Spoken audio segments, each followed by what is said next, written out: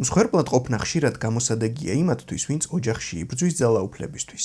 საკმაოდ ხშირი ფენომენია, როდესაც სახლს განაგებს ადამიანი, რომელიც ყველაზე მეტს ავადმყოფობს. ყველაზე ხშირად ბავშვები და მოხუცები სპეკულირებენ მსგავსი მდგომარეობით, რათა მთელი ყურადღება და ძალაუფლება მათ მხარეს იყოს.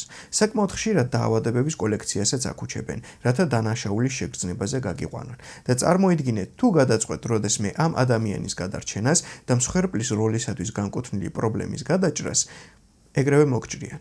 ამ დროს თქვენ კონკურირებთ მეორეულ სარგებელთან, რომელიც გაცილებით დიდია მათ კარგად ყოფნაზე და თქვენთან ურთიერთობაზე. ისინი ყოველთვის აირჩევენ მეორეულ სარგებელს, რადგან იციან, რომ ოჯახის წევრი, რომელიც მათ გაზარდეს, არ მიატოვებს და ბოლომდე აპატიებს ყველაფერს, რაც არ უნდა გააკეთონ. და თუ გადაწყვიტეთ დატოვება, ქვეყანას შეყრიან თუ რამდენად ცუდი ვინმე ხართ. რა ვქნათ, ასეთი სამწუხარო რეალობაც არსებობს. იმედია კომენტარებში არ დამიწერთ, რომ სივსივნეს ვებრძვი და აქ მეორეული სარგებელი რა შეაუჯობია, კარგად მოусმინეთ და კომენტარებში დაწერეთ, რამდენად ხშირად ხვდებით ეგეთ ადამიანებს ცხოვრებაში.